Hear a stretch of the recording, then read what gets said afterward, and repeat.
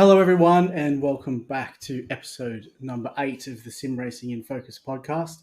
This is a podcast where we talk about sim racing, as the name suggests.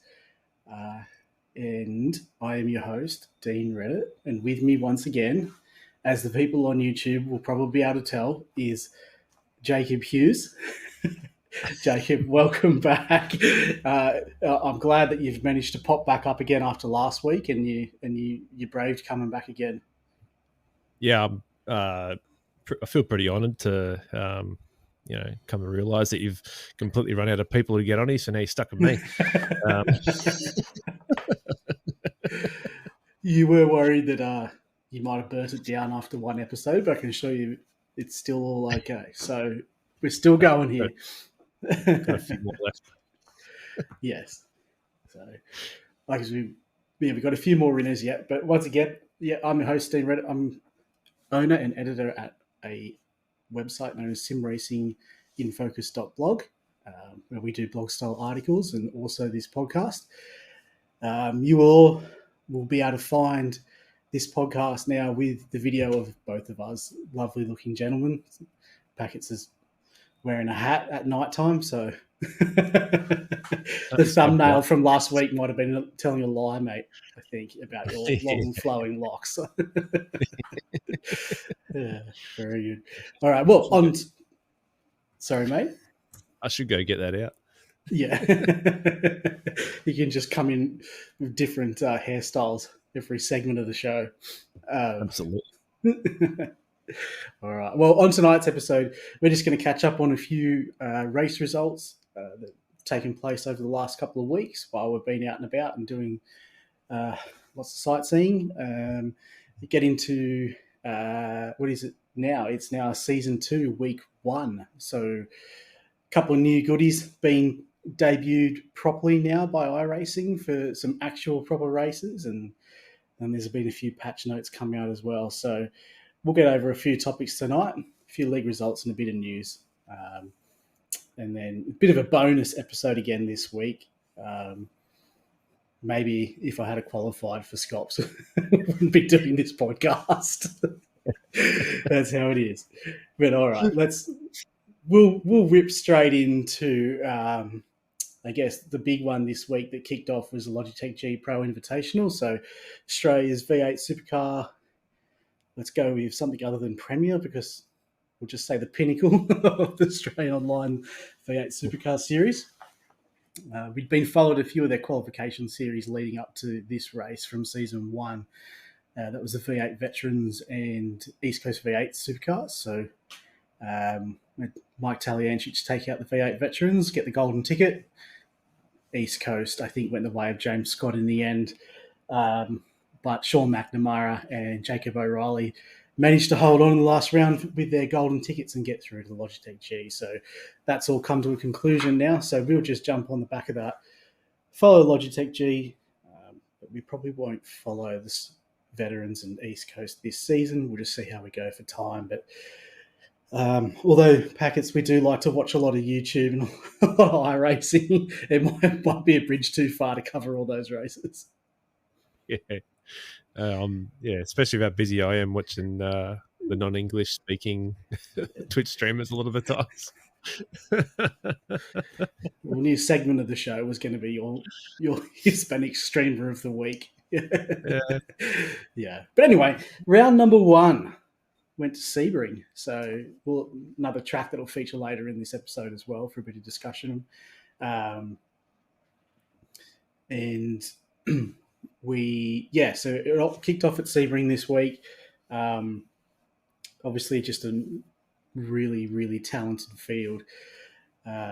Pretty good race. I didn't watch it all. Did you manage to watch it all, Jacob, or just mainly let's say the talking points out of this one? Yeah, I kind of brushed over it until sort of the last 15 laps. I think it was just before the last safety car? Oh, no, sorry, the first safety car. And it was pretty much from woe to go, like straight after that. And that's when all the carnage happened. I think is the big talking point. But like up until that moment, after that restart, the racing was like actually really good. There was so much going on, and I think like the big mover and shaker. I'm starting to sound like Mark Scaife now, but the big mover and shaker was Phil Cell making his way to the front of the field in a hurry. But yeah, then there was that massive wreck on the exit of Sunset Bend, and like I lost count to like how many cars were in that. It was like, I swear it was like half the field that plowed through a field of cars. Like it was just crazy. It was, yeah. I think we'll have to rate that 1 out of 10 in a second. But yeah, we the look. I pretty much just skimmed through the first 2/3 of this race. I think both you and I, on the night that the race took place, we could see the Discord filling up with drivers in the waiting rooms and everything like that. So we knew something had gone down. But yeah, like how we sort of got to this point. Look, I think it was your usual suspects at the front, Madison down back up there, James Scott back up there. Yeah, you're right. Phil Cell, I believe, started rear of grid, something like that, right down the back. I think that was inflicted. That wasn't as a result of qualifying. Moves up into the top 10, at the 2/3 mark. And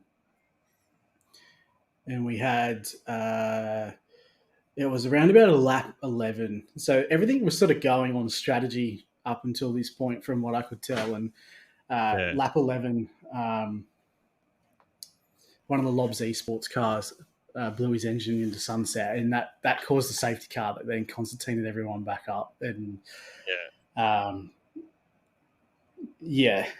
between Brady Myers had made his way up, Madison Down made his way up, and they were both hunting down James Scott.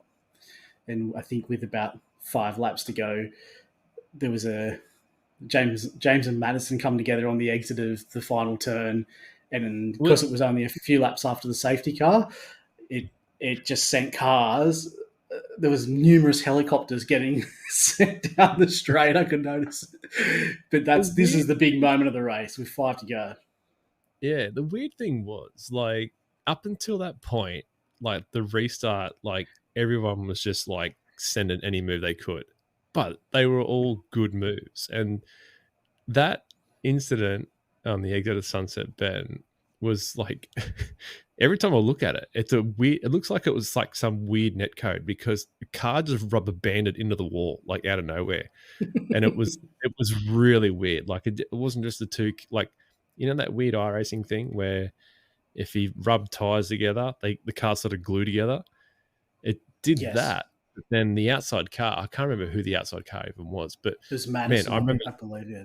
Yeah, so his car just like rubber banded and then just shot flying off into the wall. Like it was like he got hit by a bouncy ball. Like it was crazy. And then the one thing I still haven't been able to figure out is, Madison Down was like in the air, flipping upside down along the wall, and then for whatever reason, somehow during the safety car, he was still in like P3.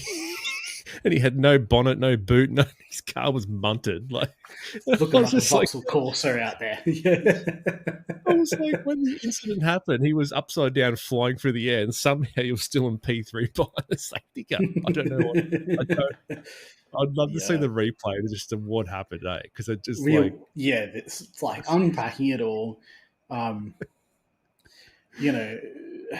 this one, it would take most of the night to unpack this from a race control point of view, because you're quite right. Initially, like the contact, it was like James got in the lead, got a little bit, and it just unsettled the car.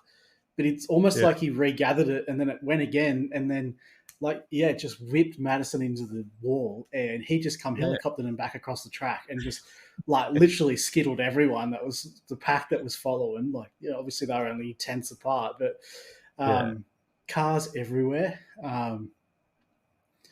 then there was cars that were trying to Days of Thunder it through the There was wrecks. so if you go back and watch the replay where they show, I think from the start finish straight, they show the whole thing from start to finish. I think it was during the safety car, and then you see it all happen, and then like cars are all like broken and standing still on the straight, and then just out of nowhere you'll see another car just randomly come burling through and just plow through the field and then send another car flying again. Like it's well, just there was a couple. It looked like the accident had stopped, but then someone wouldn't hold their brakes. And I liked the angle that they showed. It was like a little while after the accident happened, and it was like a camera that was mounted on the start-finish line looking back in the wrong direction. And the amount of cars that went past that in reverse was hilarious because they all just released their brakes. And so, just when you thought it was over, someone would come rolling back across the track and take out someone else. And it was legit like us playing Crossy Road. Like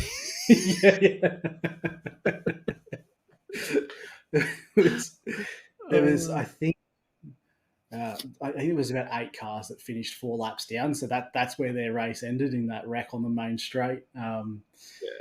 Madison somehow still kept going. The yellow car, I don't know how he did that. Sorry, the yellow car, the safety car sort of come out, and I think they went racing for 1 or 2 laps at the end of it. And it was like a 2-lap dash. Richard Hampstead took the checkered flag, but would later get a post-race penalty. I think it came about because he was one of the cars that went through the incident and then spun another car that was in front of him, all in that sort of chaotic moment of just smoke and panels and just cars moving everywhere. I'm assuming that's what it was, without getting into the nitty gritty of the penalty sheet and stuff like that. But I'm assuming he bunted there's a Trans-Tasman car in front of him, I believe, and something like that, and he gets a penalty, and that opens it up for Evolution Racing Team's Robert Gibbs, who was running inside the top 10 for most of the race, or at the back of the 10, but he gets through unscathed. I think he started when the race went green with 2 to go, I think he was in 4th, but he was the only one with a clean car. So he was able to just like scoot by everyone else, get up to 2nd, and Richard just had enough in his car to hold on. But so he took the checkered, but the race win would go to Robbie Gibbs, and I think it was Tom Freer in 2nd. So, you got any thoughts around about the post race penalty? We really don't know enough about it, do we? I don't know enough, but at the end of the day, when an incident like that happens, we've all tried the Days of Thunder technique at least once. It doesn't work if the car right in front pulls out. Exactly. That's usually when it doesn't work. When you're in a league like that and you've got a race control constantly looking over that sort of thing, it's not going to work out in your favor. Even if there wasn't a collision, you still probably would have gotten to talk to anyway about it. Just because. The potential's there, and I think the way the damage model is in fairness, if these cars had the new damage model, I don't see how Richard goes through the amount of contact that he had and his car just doesn't explode, because he essentially went through the front fender of a car and kept going. And it kind of just glitched through, didn't it? It didn't really, it wasn't like a legit, he glitched through a car. So I'm sure there was a lot of back and forth. There was about 15 people in race control. It was going to be a late night. They're long races at the best of times, but Was it just me, or were you also on edge? I think it was around the first safety car, watching Forzen or Nabi blink every 5 seconds. He kept blinking in and out, and they were all gathered up. And I can't remember who was behind him. I think Yeah, I think it might have been. Who was behind him? I can't remember, but I think it might have been Phil. Phil Sell might have been behind him, but yeah, he's just blinking like flat out nonstop. And I'm like, oh man, this is going to be carnage in a second. It's gonna go And then wrong. out of nowhere, I think it was Tower Corner, and like out of nowhere, he's just disappeared going into the corner. And then like everyone's gone in the corner, and then out of nowhere, he's just reappeared out on the grass. I'm like, oh no, like it's just. It affects me so much blinking in that in the supercars. Yeah. It doesn't seem to bother me as much in the GT3 and everything, but because the supercars you usually run a nose to tail, Yeah, you just you can't, and you know that the contact model's ridiculous. So like some you can get spun being the inside car. It doesn't make a whole lot of sense. It just needs contact, and you're 50-50 whether you're going to be the one that gets spat out. So you just tend to lift and get out of their way. But the GT3s and everything, you're a little bit more confident that you can stay in there. But I couldn't imagine what that would do to someone's focus and concentration at that level where they're so competitive. Oh yeah, that's what I mean. I'm like, because I like I said, I think it was Phil Sell that was behind him, but out of nowhere, I think at the hairpin, he just threw this mad dive bomb in. And I'm just like, I'm like, that kind of needed to happen because, man, having him blinking like that in front of you would just be so distracting. Shout out to Forza. I think Forza's from New Zealand, so we've got a few New Zealand beers here tonight. They're going down quite well. Not as good as your tequila sunrise or whatever you're drinking over there, but viewers that are on YouTube will see that. Oh, that's hideous. But yeah, no, I think Robbie, the eventual race winner, Robbie, has been someone that has just in the last few weeks has really been moving right up into the front with you'd like to see your Downs and your Scotts and Phil Sells and all these guys. I think it was second to last round in the East Coast. He got a P3 there at Bathurst, and he ran with those guys for a long, long time. And I think for a long while to get into that upper echelon of V8 drivers, it takes a long. It's a long, hard road. There's that final gap between, say, just being a really, really good official racer and actually getting up and contending against Madison and Jared and, I'm sure we can throw Hampsteads. These guys that are just perennially dominating it, they've got another skill level above everyone else. So, but Robbie seems to be someone that's pretty close to getting into that regular group of drivers that are always competing for race wins. So, hard luck for Richard, but I think Robbie's his racing of late's been pretty deserving of a good result. So good to see him up there.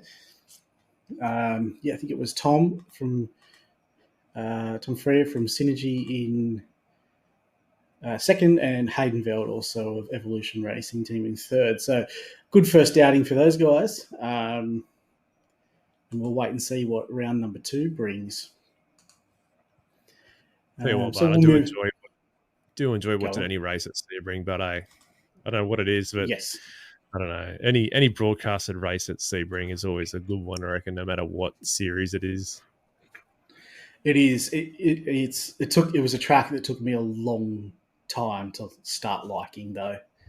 I don't know how if that makes sense. Like it took, immediately coming into iRacing, I knew nothing about it at all. And so I had to learn it from scratch. And I don't even think I can recall many other sims where I'd done racing there.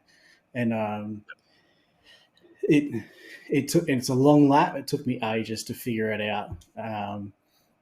But after a couple of endurance races, I finally sort of got the flow of it. There's lots of big stopping areas where you can get overtakes done. Lots of runoff and big curbs. So there's a lot of cars that sort of are leaving and re-entering the track, and it's just not like a processional track, is it? Like it has so many. And it's very, very technical now too, especially now it's got the 3D curbs, I think, introduced to it now with that new thing that Irison's doing. So the final sector onto the back straight, that little S section, you're going to take that very different now because of the way that the curbs are. So talk to me a bit more about this. This is my boomerisms coming out. I don't know anything about this. What's going on here? Because you used to in that chicane, you could get a whole car width past the ripple strip. Is that still the case? Yeah. So the off track markings for like a slowdown and whatnot haven't changed. What's changed is how the curbs work. So the curbs are always just like how do you explain it? They're kind of like a smooth hump. Yeah, there was nothing to them. Whereas now each ripple is actually like a step, and then it also has considered to have the drop off on the back of it.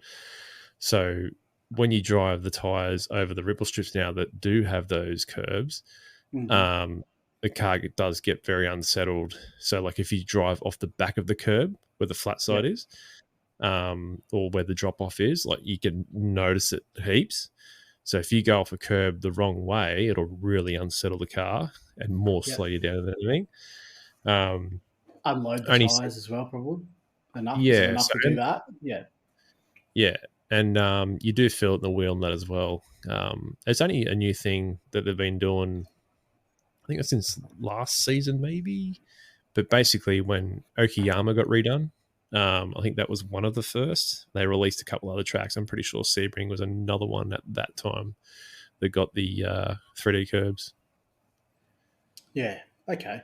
Because, there was nothing. You used to just drive over them like they weren't even there. All right, well, let's move on then into the topic we got for this week, which is the Sebring 12 hour coming up on iRacing. So we also had the real world Sebring 12 hour today. So you catch any of that? Yeah, I sort of watched that on and off throughout the day. There was some good racing. Bit of carnage as well. I think you saw the clip of the caddy clipping the nose of the Ferrari and going flying into the tire wall. I didn't catch as much of this race as what I was really hoping to do. I just had a busy day, but well, when I say busy day, I was at a kid's birthday party, so living it up the life, So, but that was chaos. That was a lead too, wasn't it? Lead car with was it about 4 hours to go? It was something like, because I remember I started watching it when you sent that through. I started watching a little bit after that, and I think there was only 3.5 or something hours to go. And did you manage to see was there anyone at fault? Like it just because the only angle I seen was sort of side on, low down, and it kind of looked like the caddy could have given more room, but so I haven't seen any other angles, but there was a left-hander basically like just after the overtake. So from what I could see on the replay, it didn't look like the Ferrari had moved over. It more looked like the caddy was like trying to move over to get the run into the left-hander. That's all I could see. But the angle doesn't really show enough to say that. But I'd say more than likely that's probably what's happened. Or who knows? Maybe they both came over. But I'm not too sure, to be honest. But either way, it was pretty crazy. And when you watch the video, there's a woman in the back with a pink shirt on. And when they played the slow motion replay, she's not even phased by it, doesn't even turn around or anything. And she's like right near it. Like, it's just a robot. I'm just like, this LMP just absolutely flipped itself right next to you, and you're not even phased by it. Like, dragged there by the husband or something like that, and just couldn't be into it any less. The old mate's on his roof, can't get out of the car. Just unreal. Oh, man. In the end, but I think the team Acura got the win in the end. Oh, really? And I think and the caddy second. Yep. That'd be the first win for the Akira. I just call them Honda. Is it Honda? Oh, yeah, pretty much. I guess. Yeah. That's what. Yeah, that'd be their first win in their first full year, so that's pretty cool. Yeah. Don't know if it's the car of choice for the iRacing 12-hour this week though. Yeah, I'm not too sure, right? Like, I haven't been keeping tabs on the BOP for the, like, what are they? The LMDHs, but GTP LMDH. But I know the I just know caddy them as got LMDH.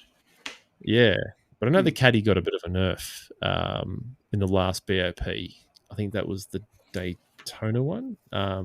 It got a bit of a nerf, but I think the Porsche or the Acura, one of them's like the better one to drive, and that's kind of what everyone just drives at the moment. Yeah, right. So the new cars are moving up as the preferred. Yeah, I think it might be the BMW and the Porsche. Like, not many people drive it. It's usually the Caddy or the Acura. Yep. Yeah, I know we were looking like trying to get a car in there, but it's not looking. Excuse me, it's not looking too promising at the moment. But I don't know. I still haven't done a wet lap yet, so part of me really wants to do it, but part of me is like, I know I'm just going to bin it as soon as it starts raining. So if it does, but surely it's going to be some rain, some stage through most of those races. But iRacing Sunday is completely random, so. Yeah, well, they've already stated that it's going to rain in the Sebring 12-hour service. Have they? So they stated that. I think it was the interview that they did with Tony Kanaan. They said it in there. Someone in the chat was asking about Sebring, and he's like, "Yeah, it will rain at Sebring." So, but yeah, like all the officials this week at Suzuka for IMSA, like, have majority been rain. So yeah, they've definitely getting everyone ready for the rain. Yeah, I think they'll roll it out okay though. Like, I don't think they'll put full torrential. I don't know. You never know. Like, iRacing's always just gone with what's the most realistic, or and never really worried about whether they should phase things in gradually or anything like that. So yeah. I want to do it realistically, like, and just sort of have it, rain a bit here, dry up a bit, then maybe rain at the end. Or if it's a thunderstorm, you're going to get like heavy rain, but short-lived. Like, as I'm sure Americans would be accustomed to over there, big electrical storm or something. One thing that's really interesting, Bart, which will be good to see, is so much like real life events, when it pours down in the IMSA series or the WEX series, the LMDHs are actually slower than the LMP2 in the wet, because they're just so fast and they've got no ABS. Like, they just can't pull themselves up. They've got to tiptoe around the track, whereas LMP2 can actually go fairly quick. And they're actually faster on the track. And on iRacing all this week on the Suzuka races, it's been exactly that. After the first lap, LMP2s are overtaking the LMDHs. Wow. I know you posted a thing in our chat that I think you'd podiumed or something in an LMP2 in the torrential rain, but all due respect, like, in a week 13, like, you could have got anyone in the LMDHs, but I didn't know it was actually like that tight in the rain between those two cars. Yeah. So there was like, and this is like top split that I'm talking about too. Like, so it's like 8-9K drivers in all the classes, and the LMP2s are actually overtaking, like, the LMP2's ability to get the power on corner exit, and its ability to turn under hard braking is just the more like mid corner speed is like, it just trumps the LMDH massively.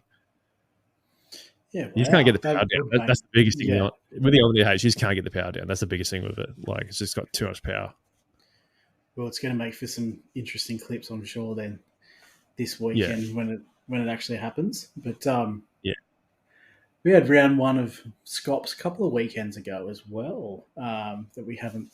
Well, we touched on a little bit about the pre-qualification for the round one of Scops, but not much on the race results. And Montreal, I think it might have been James Scott that took out the race win there at Montreal in split one, and I think was it Blake Delaney, Jamie Dyke, and Connor Nixon, I think, got promoted out of split two, and then Connor had a really, really good race.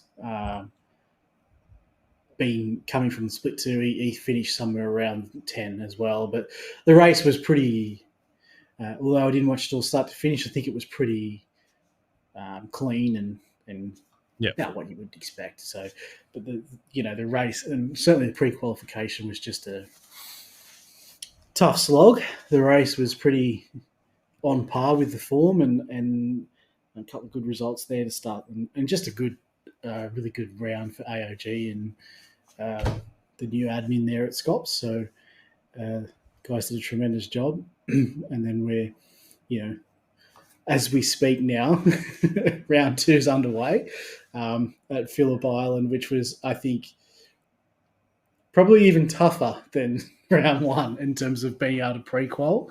And there's been some big names that missed out. I think Dylan Shepherd was someone that missed out. I think Dylan was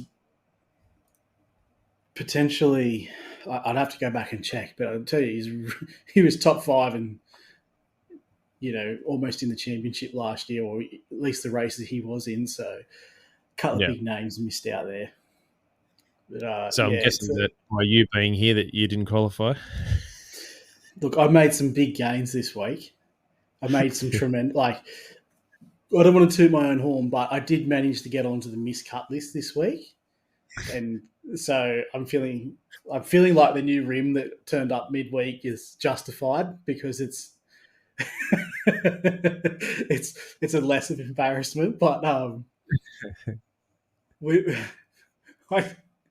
there was 10 less cars this week in the field than week one as well. So, it was just chaos. I seen on the Facebook page that they were saying one of the tightest in history. I know they're probably not working off a whole lot of data there, but it really was. It was just absolute chaos. I'm looking at the times now, and I was waffling on last week about how close the times were in just split two. But this week, the times from P2 all the way down to P66 are split by an exact second. And you beat me to the pump. I need to get this up because I just wanted to see before I said this. We're just winging it here tonight, so because I don't even know if Connor actually made it. So this is just how chaotic it is. You can have you have a guy like Connor Nixon from Vermilion who, podiumed last week in split two, went on to finish. I'm not 100% sure. It could have been inside the top 10. Let's call it around about 10th in split one. Misses the cut for round two. Yeah. Doesn't just miss it. This sounds like I'm having a shot. I'm not having a shot. He's missed it by just over 0.2 of a second. Which there's about 15 drivers between him and making the cut and making the grid in split two. But it's only 0.2 of a second. So it's just it's really cool. Then you got, there's me way down there. What did I miss by? Missed by 0.4. No. 0.5. There you go. 0.5 of a second. Sounds like nothing, feels like a mile, I can tell you. I could Phillip Island this week. Yeah, what a no, I think I actually found Montreal more frustrating. But last night, trying to me and a few of the boys were trying to get some laps in. There was 30 cars on track, and there was nowhere to go. You'd get on a hot lap, and then you would trip over someone somewhere, and draft trains galore. It's all everyone's trying to pull out all the stops to make the field. So most of my iRacing career, all of my successes have come by default. I think I'll make the grid by default once there's enough people that have just dropped out, which will come later on in the season. So I'm going to hang around for that. So that's that's been pretty good. But yeah, otherwise really solid, but not super, eventful round one. Bit of action in the split two field. Yeah, and then really the talking point, and I think it will be for the next couple of weeks, is just the sheer uncertainty round to round as to whether you're just going to get in or not. And you're talking about being on the right side of a couple of tenths of a second. So yeah, literally. Have you been a bit of a topic I want to talk about a little bit more tonight is the Porsche Take Heuer Esports Super Cup. It's been a couple of rounds since we last spoke about it on the show, and we were following it mainly for the two Aussie guys that are in there. And where does the PES Championship sit with you? You someone that watches like a lot of iRacing. Are you buying into it, considering what it means for sim racing?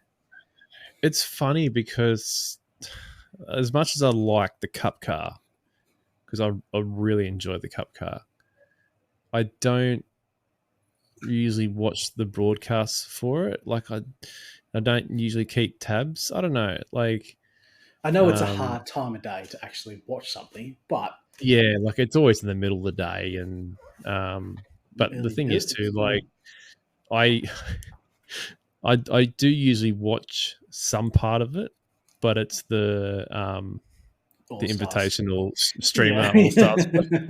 I knew you would say that. You probably watch that race 10 times over because you follow every single one of them. Yeah, I'm usually like watching like picture-in-picture mode with like multiple streamers going at once. Oh man. And they've been doing like a different car each round, or have they? Or like I'd seen they were in the LMDH first round, and then I think I seen them in a GT3, and then in the Cup car. The Cup car the other day, and they'll be in the electric things, no doubt. Yeah, they do that, and then they'll do the GTE as well. Yeah. That is a hell of a car, the Porsche GTE. Yeah, that's the best one. That's deafening, that thing. But I found it interesting, right? Because this is, when you consider the amount of money that's on the line for it, $200,000, it's over $200,000 US now. Yeah. You think about the boom that esports has had, and in particular, like iRacing leagues has had over COVID. It's never really caught on here, has it? No. At least that's the way I see it. I don't. Yeah. I know. There's a lot of Aussie drivers have gone, and that car is now their probably preferred car to drive, but I just don't see a lot of community support for it at the moment. Even though we've had 3 people win it in 5 years or something like that, or two people, but we've won it 3 times in 5 years. Like even Australia's like esports in general, like outside of sim racing, is pretty like minimal when you compare it to say like the US and like Europe and whatnot, where it's such a big and funded thing. Like it's massive and it's well promoted over there, but like Australia just doesn't have that. I'm not sure if it's just that it's behind the mark and we just haven't quite got there yet, or whether it's just not happening in general. But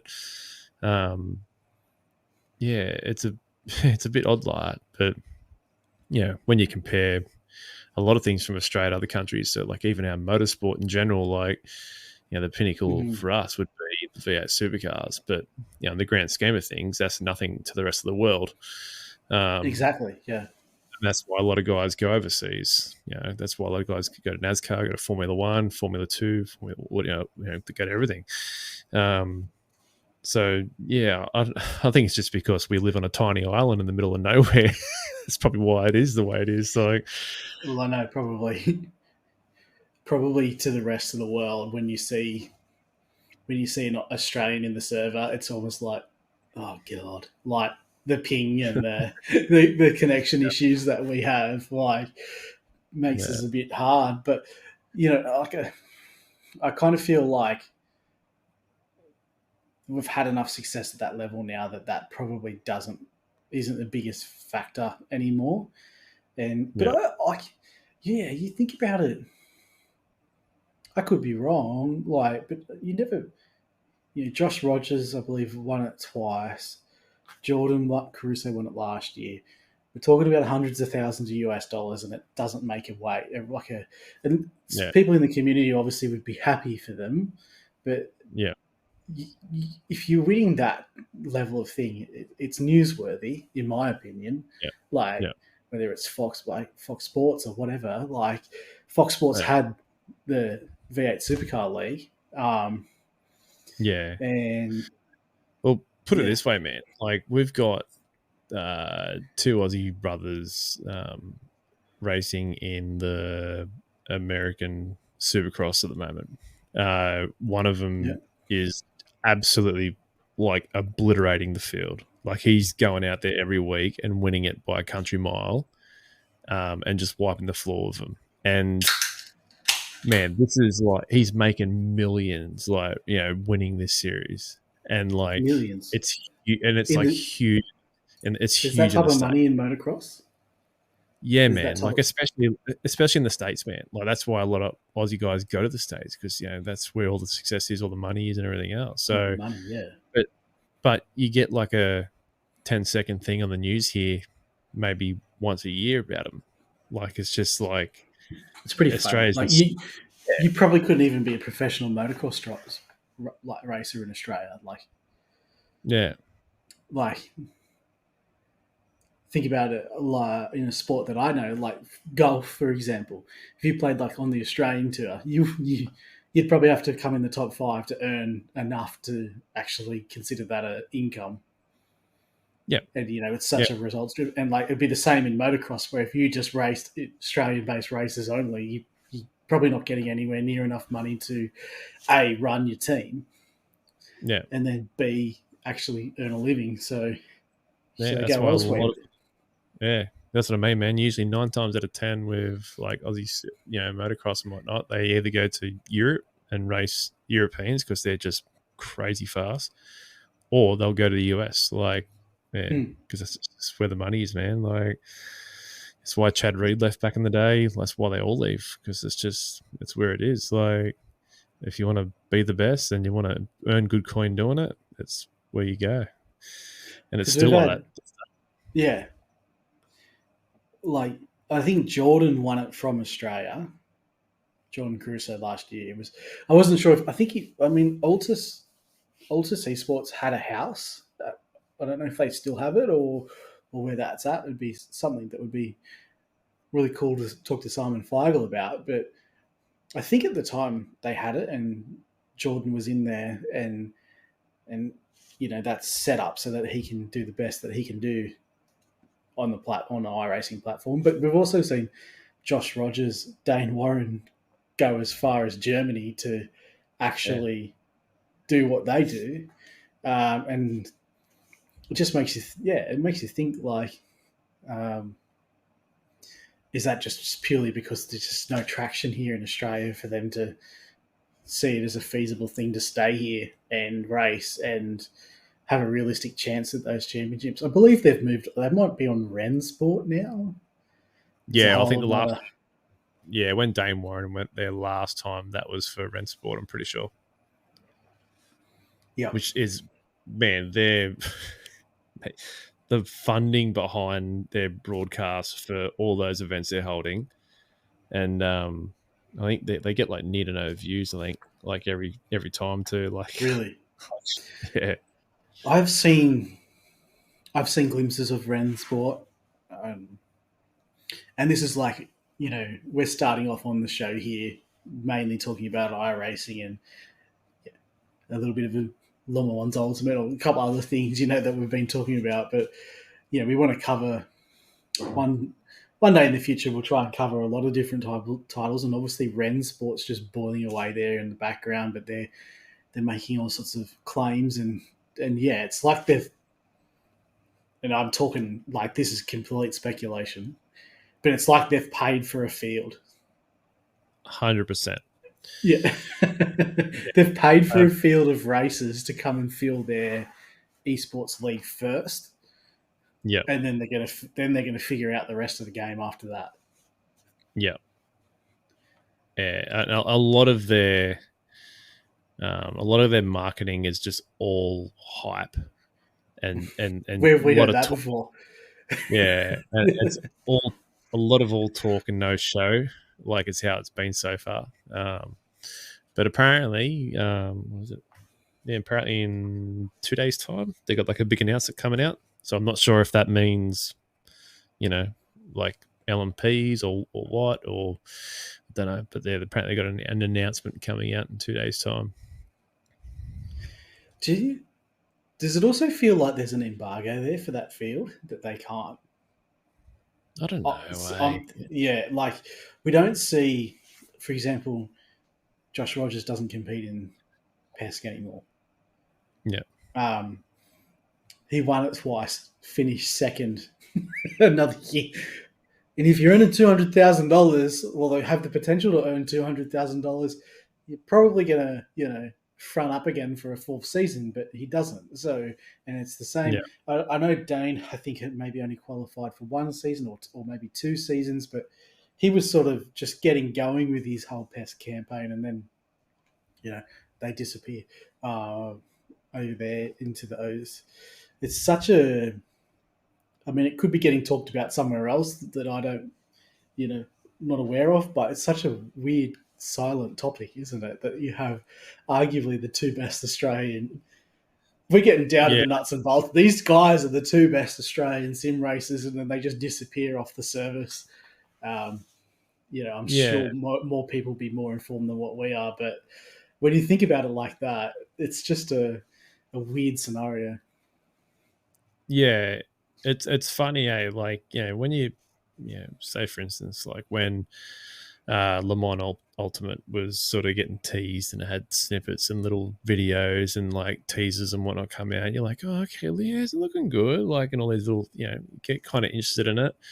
But just everything about the Ren Sport tease and the way they've gone about everything is just like, it feels like it's just all money and hype and like not actually sort of coming out of anything. I don't know, like it's weird because like even like when people are able to play it, like they were like, oh yeah, sign up for your beta key, blah blah blah blah. And like for the longest time, man, like nobody was getting keys, like, and it just wasn't happening. And then there's an issue with the servers, where you would go into a race, but you couldn't have any more than like 4 people or 5 people in a race or something like that. Like it's just Wow. like weird things. Yeah. But right, yeah, I don't know. Like it's such an odd one, man. Like it's one to watch because who knows? And maybe that one day they'll surprise us when they come out full sim ahead. But I don't know. Like every time they announce something or they show something, I'm just like, yeah, I'm not convinced. Like, I don't know. Well, there's homework before we get another chance to sit down and conversation and have another chat or record another episode, I should say, is when we should watch a race, see what it's like. And yeah, I've known about it for a while. I've just never looked at it. Yeah, I watched a couple of sport events like that. I even watched the one that Dane competed in, and I don't know, like the cars on the broadcast look very floaty and slidey. They just, I don't know, it looks a bit odd. I don't know if it's just because I'm so used to looking at iRacing, but I don't know. The one thing that iRacing gets right in their like camera mode, like, or TV1 mode, however you want to look at it, but on broadcast, is just that cars actually look like they're connected to the track and the bumps and react to the track. Whereas, I don't know, everything else just never looks like it's reacting to what's happening on the track. Like, I don't know. It reminds me, and this is really a bad way to put it, like, do you remember when you were a little kid, you get the toys where you'd pick up the, I don't know what you call it, your handheld device, and the car was like a picture on the screen, and the map would move around it behind it, and the joysticks and the controllers, you actually steered the map behind the car. It's kind of like in like a really, in some sense, it's exactly like you're steering the course around the car, like instead of the car on the course. Like, literally, that is exactly what it looks like. I'm sure the developers at Rensport would hate that analogy, but like, that's sometimes you can see it, and sometimes when a poorly developed game, that's what it looks like. It looks like you're driving the track under the car instead of the car on top on the track, and it has that R Factor 2 sort of replay look about it. That's probably the best. That'll be the closest one to compare it to, I reckon. Well, I hate to pull you up here, mate, on your second, but you did get something wrong about Le Mans Ultimate. There was actually a patch that came out this week, and you said that there'd never be any more things patched into that game. But anyway, there was that, and I think someone might have mentioned that there was an incorrect track for Marco Simonelli, and where maybe he had his last race or something. Anyway, but no, just on the topic of Le Mans Ultimate. That's a really insensitive way of saying it, but just, I think we were talking, I think Jimmy Middleton, our guest from episode number 3, said Marcos, is it Simoncelli or Simonelli? Yep. Yeah, Simoncelli. Yeah, maybe the accident didn't occur at the track that you mentioned it did last week. That's what he was saying. I don't know. I'm not a MotoGP guy. Yeah, I can't remember which track it actually was. It might have been Sepang. What were we talking? We were talking about Misano, weren't we? We were talking about Misano last week. Anyway, I have a feeling I could be wrong, but I think it might be Sepang that it actually happened at. But I think Misano was his own track. Oh, okay. Yeah. So it still makes sense. Okay, I'm with you. Yeah. I'm with you. Very good. Very good. All right. Well, did we manage to catch up onto anything from Premier Endurance League, the GT3 race that sort of took place last Sunday night? They were going racing at Circuit Aragon again. Aragon. So not the Lord of the Rings character, Circuit Aragon. Yeah, I think I would prefer to watch Lord of the Rings than race at that track. Yeah, did you hear that, Jimmy? Yeah.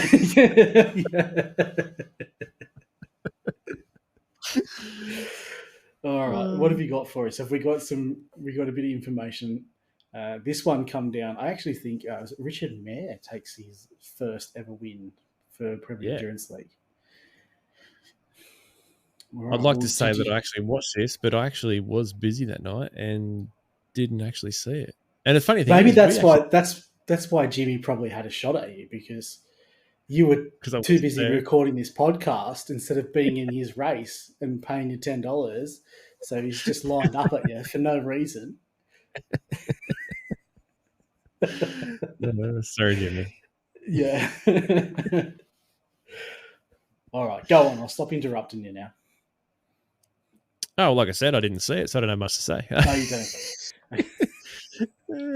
Yeah, this one slipped under the radar for me too, unfortunately. The only reason I didn't watch it was because, like, normally we would have teammates in there, so I'll go, I'll watch him, and then but Madgri had a drop round, so we didn't actually have anyone in it this week, so I was just like, I just won't watch that one. Yeah. Well, I know Richard did take the win. Let me have a look. I'm just trying to work my way back through and trying to find some results. But I can't find them. I did see them pop up here. The boys had put them out just a couple of days ago. So they popped out their results, and Yeah. So what? Richard Mayer in P1. What do we got here? Owen Coleman in P2, and Andrew Dutch in P3. That's for the pros. yeah, And for the challenger split in that race, it was Brock Cadday in P1, Dean Hunt in P2, and Mark Foster in the Milkshake Porsche. Oh, sorry, Mark Foster in the Milkshake Porsche is actually P2, sorry, and Dean Hunt was P3. okay. Well, we can speak a little bit there. I think Brock won round one in split in the challenger class, so I think a couple of strong results there. So yeah, obviously with the Premier Endurance League, there's the elite and the challenger. Elite being your Premier drivers. You see Richard Mayer and Andrew Dutch and Owen Coleman in.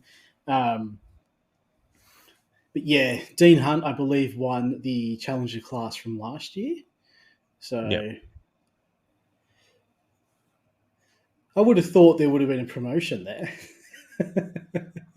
Yeah, well, I don't think they run that. Yeah, I don't think they run that sort of rule. Yeah. No, I think they're sort of. It was only introduced last season, so it's very much done on your times, but there's a couple of handy guys still there. Mark Foster, he's in the Porsche now, so he's finally living up on the McLaren. I would say the McLaren was handicap enough. I think anyone that is in the McLaren should be in the Challenger class by virtue of the car. And we see Battle that of the Ford anymore. They ditched the McLaren and the Ford from the series to accommodate for the Tempest rain weather. So yeah. Look, we don't have a whole. He was already choosing the Porsche anyway for the start of the series. So he was, yeah. But he stuck firm with the McLaren for a long time. Shout out to the Premier guys. I'm sure we don't have a whole lot for you this week, but we do have Alex Kay coming on the show for a bit of an interview this week as well. So we'll have a little bit more for the Premier Endurance League coming up in the next couple of episodes. But look, a light on race review there. But I just wanted to wrap that up because I wanted to talk a little bit about the McLaren and the Ford. The fact that they've been dropped out of cars that are eligible to race in the rain. Can we read any more into that? I would take that as if I would read that as in they don't want to rework anything on those cars anymore. So obviously they put the effort to make the tyre model work for all the current cars. They didn't do it with those. Obviously, it's got something to do with them being ridiculously old. So you would like to think that either A, they're just going to let them fade away. And, with the scan of the Mustang and the Corvette, obviously they're coming. So the Ford can just get sent to the moon, finally. Pretty much. I think you got another Ford coming, so why work on this dinosaur? McLaren, I don't know. They haven't shown any sign of doing anything with McLaren for however long. Like they have their selected companies, manufacturers they work with, Like they've got. But you know what? Yeah, and I've heard people say this, and the one thing I would counter that with is the McLaren was the second GT4 car, was it not? Yep. So the 720S come out and has been out now for GT4s for 18 months or so, it doesn't make a whole lot of sense. It's longer than that because it came out before I was even on racing, I think. Yeah, because for a long time it was the Porsche and the McLaren, and then it went to the Mercedes, and then it went to the Aston Oh no, BMW. Yep. BMW might have got released at the same time as McLaren. Anyway, point of the story Yeah, the BMW is is they one of the have other ones. released a McLaren. That's what I was getting at. So there is track records there that the McLaren is possible, and yeah, I'd love to see the McLaren GT3 in there. I think it's been too long. I think it should have been in there. Well, I mean, I'm preaching to the choir. Not everyone's the same, but the 720S should have. It's too prominent of a GT3 car in the real world for it not to be in iRacing. Yeah, Like I'm sorry, just that's to why I wrap find up. it funny that's why I find it funny that's not already in there yet. Yeah, you know what I mean? Like, you because kind of feel it's like not it's like not in there yet, it won't come. it's not like the it's not like the Aston and the, which I would love the Aston to be in iRacing, Aston Martin, but you can look in the real world and say there's one team running it or two teams running it. So, and, this is before the new Aston comes out this year, which there might be more.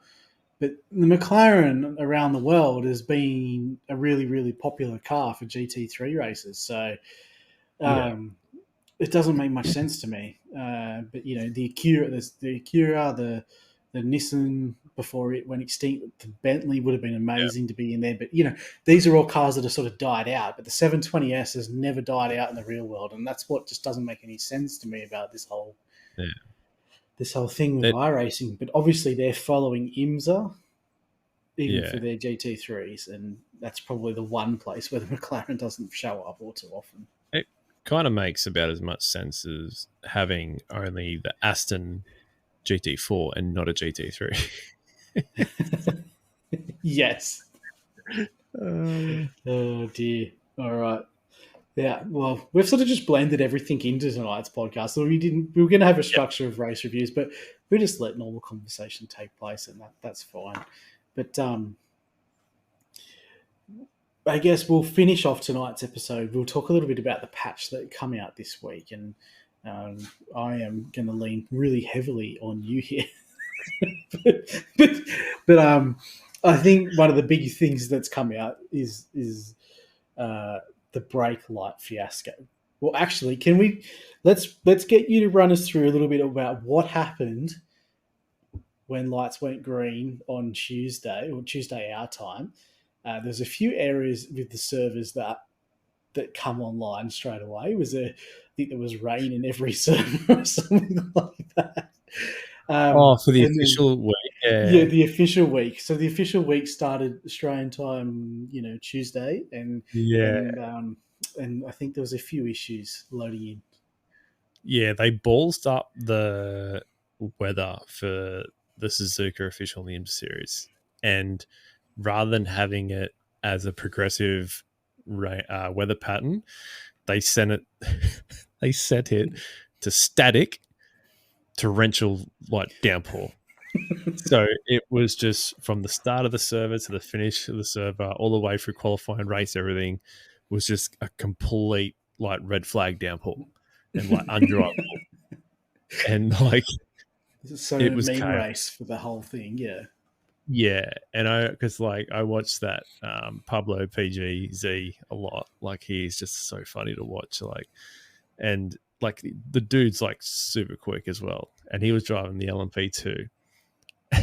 And man, it's turn 3, he's overtaking LMDHs already. He's actually overtaken them, but then just cannot see, can't see anything, and there is just every corner, LMDH off, next corner, LMDH off, next corner, 3 LMDHs spinning off together. Just every corner there was just cars off left, right, and center, and just absolute carnage, and you can't see anything. I think I posted a screenshot in the Discord where it was just looking at his front window and you just can't see anything except for a cloud of mist. That's all you can see. And like I said, I think last week, iRacing had already said, look, we're going to work on this and we're going to make it better off the back of everyone's input. But the thing was, it wasn't even a week and they had released a hotfix for it. And what they had actually done was awesome. Like for the quick turnaround they did and what they did, like made it so much better. So they got changed. Sorry, go on. They changed the mist, so the mist is now reacting a lot more sensitive to speed. So when you're going like through slow corners, the mist is very low, and then when you're very fast, it's still thick, but nowhere near as how it was. And actually, when you get closer to the car, you actually it fades out, and you can actually see more of the car when you get closer to it, which makes sense. So when you get further away from the car, so kind of how it would be in real life. And the biggest thing is too that you can actually see the rain lights on the car and the brake lights. So when they released this patch, I was also watching Pablo again, and he was like nose to tail with like an LMP2 overtaking LMDHs like in the opening laps, and there was like 3 of them, and because they could actually see each other now, like the racing was mental. Like it was hectic to watch. Like you just like, man, how are they doing this? Like nothing but understeer and sliding and getting the throttle in their fishtail and like overtaking like LMDHs. Like it's just like it's really cool. They also changed the way that the rain is on the windscreen now. So they reckon they made it harder to see, but realistically, you can still drive without your wipers on and still see fine. So, they just made it a little bit different with how the rain sits on the windscreen. And they reckon they made it harder, but as far as I'm concerned, you can still drive in torrential rain without your wipers on fine. Like, I think there's still work to do with that. But as far as the spray goes and the visibility racing, 1,000 times better. Yeah. That's awesome because there was some concerned people out there with whether and I haven't done a wet lap yet, so I'm kind of like, whilst we're probably not going to go racing this weekend in Sebring, if we do, I'm a little bit more optimistic than if I don't get a whole lot of wet lap practice in. But it sounded like some patches that and some changes that needed to come out. Yeah. Nah, what they did was, considering it was such a quick turnaround, was exactly what it needed to be. Yeah. You wouldn't even change what they did. Like it's perfect. Yeah, nice. It's good. It's good that they. I mean, I think anyone that's realistic would know that it wasn't really. There's not a whole. The chances of them just deploying it and be 100% right in the first go is. Yeah, anyone that's reasonable knows that that's probably not how it's going to work. There needed to be some large scale testing and feedback, and they get that feedback and they're right there ready to make the changes, and it's going to be an amazing addition to iRacing. Yeah. Well, at the end of the day, like I thought about this the other day, and like the thing is, they held out for so long. They wanted it to be perfect on release, but at the end of the day, you still need to get it out there, because as much as you get groups of people to test, chances are you're always using the same small group. So chances are you either got a 50-50 of people that know how it should be and people that are just enjoying it because it's a new experience, and you can also form that tunnel vision sort of mentality. But by having so many thousands and thousands of people out there, on your week 13 and official servers, having 30-40 car grids racing it so many times a day in officials, that's your test right there. Like for people to go, oh, this shouldn't be like this. And and it's like those, it's you get those big time streamers that do tweet it on Twitter, and they do see it and they do respond. They go, we're taking this on board, and like straight away iRacing are all over it, and like, we're going to change this, we're going to look into it, we want the racing to be better for everyone. And like I said, man, within a week they turned it around and it did exactly that and fixed it. And it's awesome. It's good stuff. And it's going to be cool to just watch it evolve now.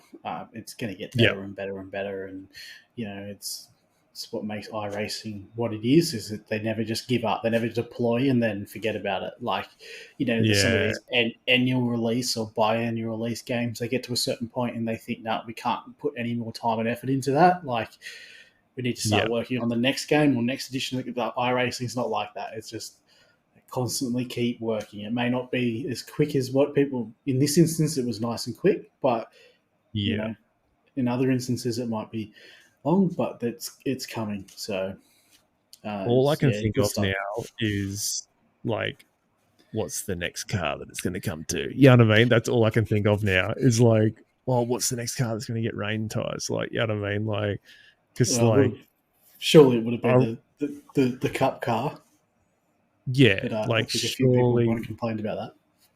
yeah, because that was the thing I was thinking today. Because I've been saying it a lot. Like, the Nürburgring 24 hour is probably going to be the first official endurance race I'll do this year because of the whole house thing. I said so. Like, that'll probably be the first one I do, and I'm so keen to do that in the Porsche Cup car just because I think that'll be a hectic 24 hours. And I know that there's a lot of guys in our team that will, and I know there's a lot of guys in our team that will be keen to run that car for 24 hours. Like, I could think of at least 3 other guys that would want to do it straight off the bat. And if it gets too much, you can always do what you did last year and just send it over the fence at the carousel. Yes. Yeah, well, that was the TCR, but I'm surprised that thing got enough height on it to get over the guardrail. But if you want to exit the N24 hour, you can do it via the carousel as a ramp. We figured out last year. 10 hours, blew the engine, so we spent 40 minutes putting a new engine in it, and then I sent it over the carousel for a goodbye. That was on its out lap. The Nürburgring 24 hour is probably my favourite event. That's a sidetrack. Yeah. That's the thing, but it's like, if they're going to have rain on that, it's like they don't have it for the Porsche Cup, they don't have it for the GT4s or the TCR. So I'm like, they've still got some time. I'm like, is that their plan to like have that? Because they keep talking about how localized their weather is, and the fact that they can have it rain, especially on the Nürburgring, have it rain on one end of the track and be completely dry on the other and stay like that, because it actually happens in real life. So I'm like, surely that they'll want to press that point when that event comes around, unless, which was the other thought that I had, unless they change it up this year with the lineup of cars. They could also do that. Toyota 86. Yeah. Could be feasible, because they used to do it with the MX-5. So if you had 86, they could get the TCR class, and then they've already got the GT3 class. So you're thinking maybe if they add it to the the Cup car and the TCR class, that's all they really need to do. And they don't need to add. Well, I mean, they do need to add it to all the cars, but they usually only run with like 2 TCR models in that event. I think you're 100% correct. I think they definitely are building. My gut feeling is they definitely are building to having rain in that event, and that'd be hilarious because, given the lap is so long, it could literally be flooded in 1 second. Driving that whatever section's underwater with the pit limiter on could nearly be a strategy play. Like, you know what I mean? Yeah. If you're running on slicks through, it's an 8.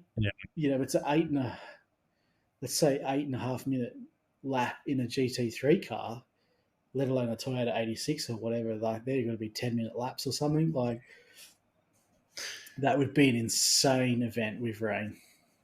Yeah.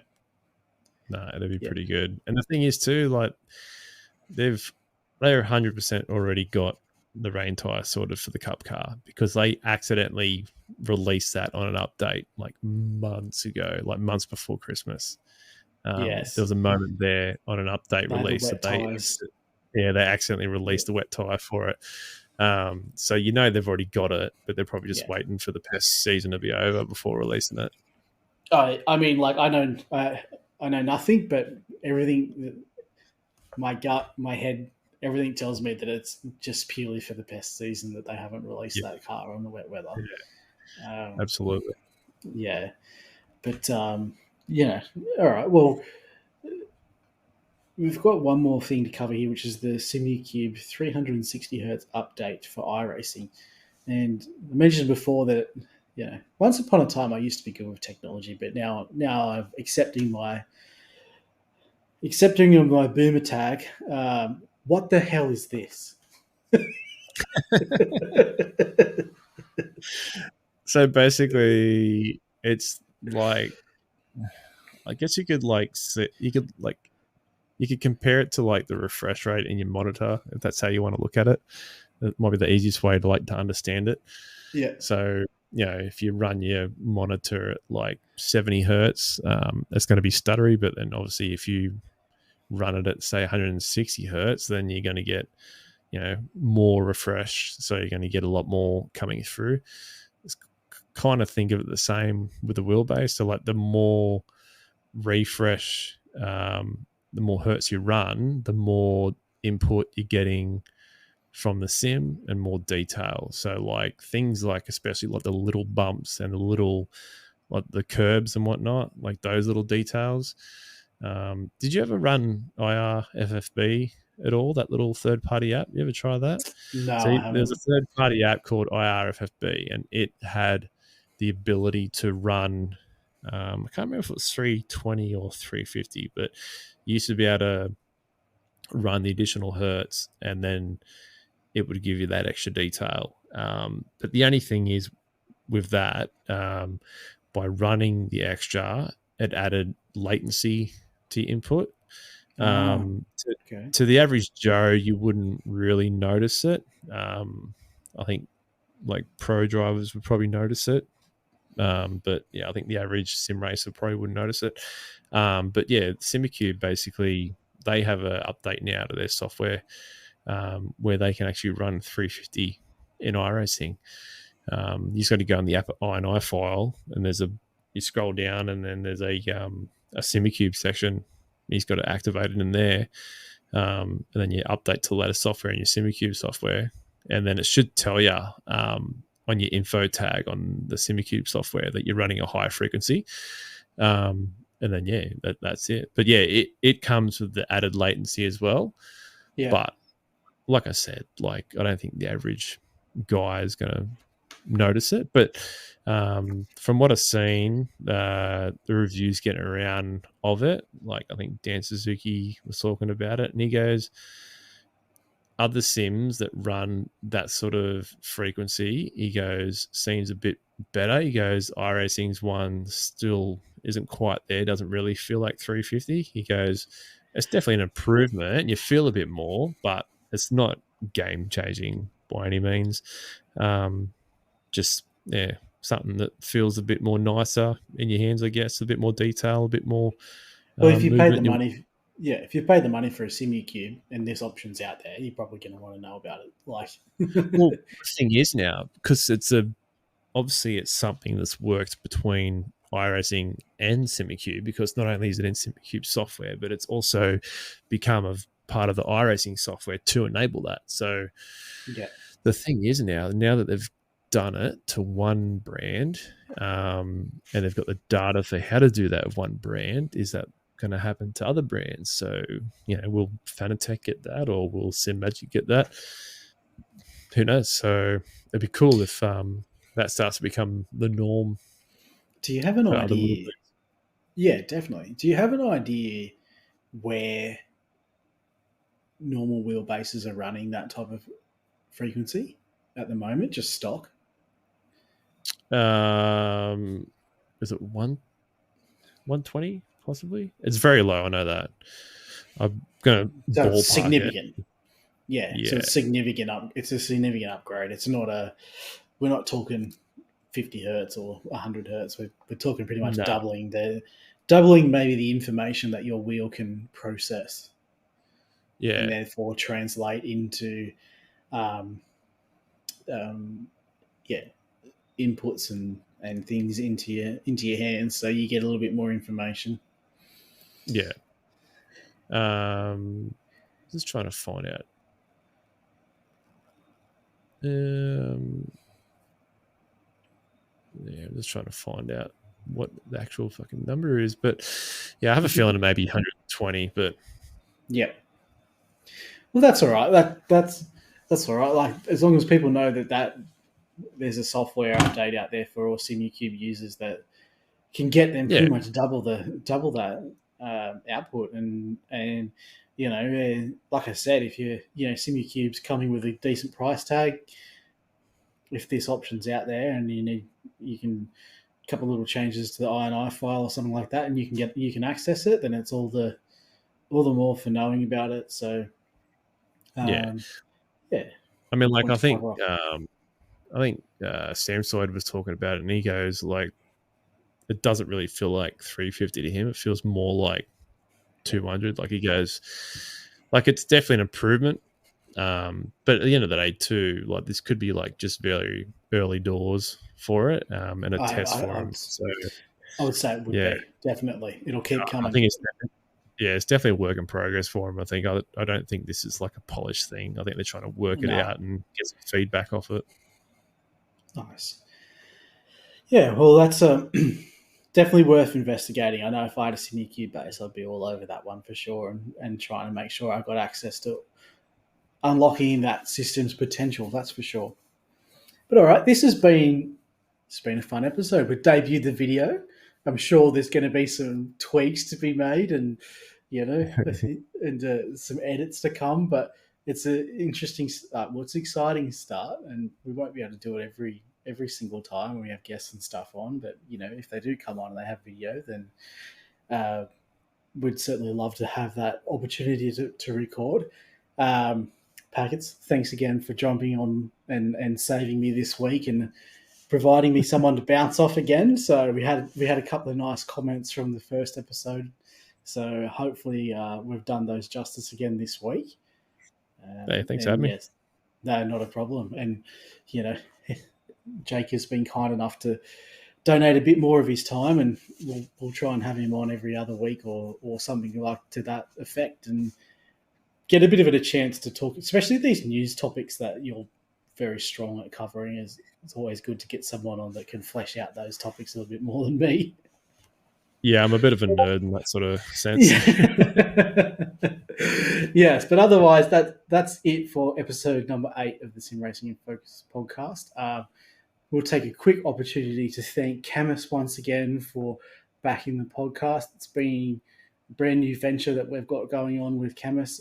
We'll have a few articles come out this week, particularly about their C5 products. So I've got my hands on the C5 product this week, going through the unboxing and everything like that. It's just it's bringing direct drive to the entry-level market, which for me, I started with the Thrustmaster T300 in the 2-pedal set.